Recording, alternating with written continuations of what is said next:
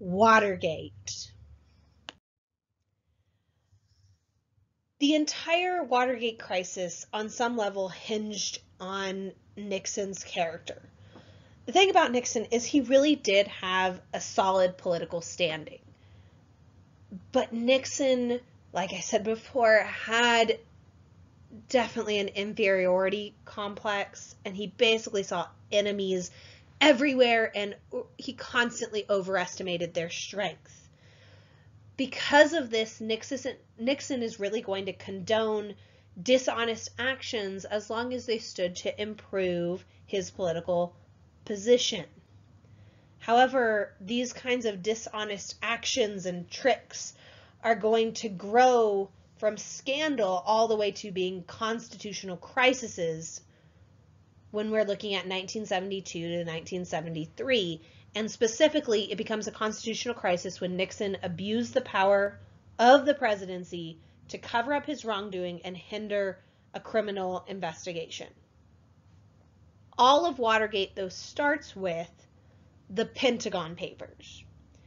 Basically, these were documents that ended up being leaked to the New York Times, and it showed that the country's leaders had been planning actually to expand the Vietnam War, even while claiming to try to find a way out of the Vietnam War. The publication of these papers infuriated Nixon. The response at the White House to the Pentagon Papers publication is basically going to be that they compile this list of journalists and politicians who they view as opposing Nixon, and basically the idea of with this list is to, and I quote, screw our political enemies. So we see setting up in the White House these special investigation units, and one of these units was the so-called plumbers. The plumbers' job was basically to prevent leaks of information, so thus plumbers. These men really are going to contribute to this atmosphere of lawlessness in the White House. They would cook up schemes to embarrass political opponents to Nixon. They actually ransacked the office of Ellsberg, who was one of the contributors of the Pentagon Papers. They ransacked his psychiatrist's office. And then one of the plumbers would go on to work for CREEP. CREEP was the Committee to Re-elect the President. The thing is, they would raise millions of dollars, and they had all kinds of plans to undermine Democratic candidates, from anything of including rumors to pranks and such. On June 17th of 1972, 5 inept burglars were caught breaking into the Democratic National Committee office in Washington's Watergate apartment building, and that's marked on this map in the blue dot. They had been hired, the 5 burglars had been hired with CREEP funds. An investigation into these burglars is going to lead back to the White House. Here's the thing. Nixon probably could have ridden out the scandal if that was it, because it was relatively small. But Nixon was too insecure to do that. Instead, Nixon ordered a cover-up. He'd warned the FBI off the case with the excuse of, oh, it's for national security. And then he compounded on that already obstruction of justice by he arranged a $400,000 bribe to keep the burglars quiet. Now, admittedly, the cover-up works in the short run. The public is going to lose interest in what looks like not a serious crime. And then this brings us to the 1972 election. So technically, Watergate, the burglar break-in, happens before Nixon's re-election. Nixon is going to face his opponent, George McGovern. George McGovern was an opponent of the Vietnam War. He was honest. He was intelligent. However, he's well to the left on issues of things like the defense budget. And he wanted to do things like legalize marijuana. So imagine that back during the 70s. The thing is, he just really didn't appeal to a lot of white Southerners or blue-collar Northerners. And you can see on this map, Nixon wins in a landslide. However, this brings us back to Watergate. The cover-up of Watergate is going to eventually come apart when we get to the trial of the Watergate burglars in January of 1973. One of the burglars is going to be pressured into a statement that basically implies higher-ups were involved. At that point, we get the media continues to be involved. The Washington Post would link Nixon's people to a lot of the dirty tricks and illegal campaign contributions previous to his re-election. So the White House basically scrambles for some sort of defense story. And Watergate becomes this basically cancer on Nixon's administration.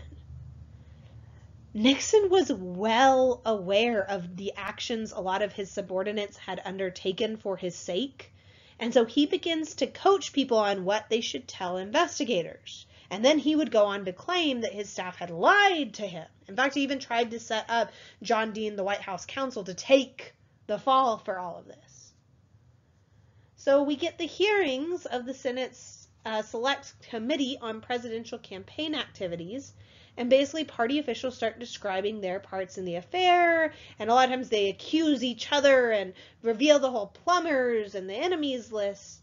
And really what comes of all this is we have these two big questions. What did the president know about all of this, and when did he know it?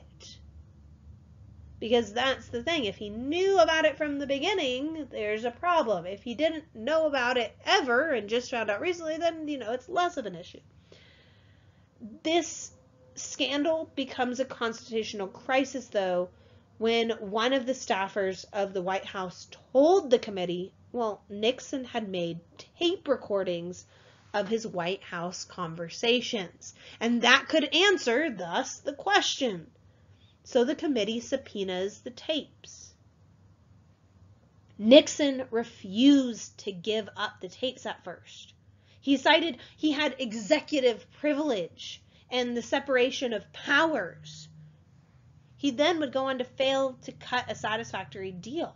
He would fire his attorney general and the special prosecutor in the case. Now, this caused a storm of protests because a lot of Americans said, okay, if you're firing the special prosecutor, that must be proof that Nixon had something to hide. In 1974, in April, he'll finally release the edited transcripts from the tapes. Foul language had basically been deleted and key passages were missing. And he claimed, a secretary had an accident and basically erased some of that crucial material. So in July of 1974, the Supreme Court ruled unanimously that the Nixon had to deliver the 64 tapes to the new special prosecutor. So we're seeing by that point, opposition to Nixon is going to span the political spectrum. And at this point, Congress will begin impeachment proceedings. 3 articles of impeachment will be brought against Nixon. The first was that he hindered a criminal investigation when looking at the Watergate break-in. The second was that he abused the power of the presidency by using federal agencies to deprive citizens of their rights. And the third is that he ignored the committee's subpoena for the tapes. However, before the Senate could actually vote on these articles of impeachment, which most likely they would have found him guilty, Nixon delivered the tapes. And one of them has the smoking gun that was direct evidence that Nixon had indeed participated in the cover-up and basically had been lying ever since. On August 8th of 1974, Nixon is going to announce his resignation effective the following day. There are really two parts to the Watergate scandal.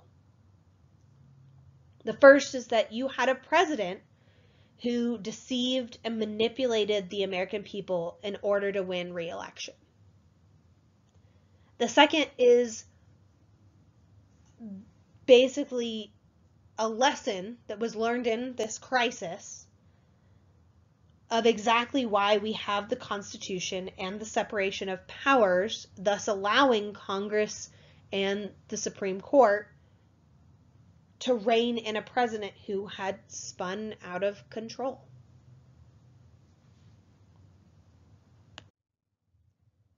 How can you compare any of this to today?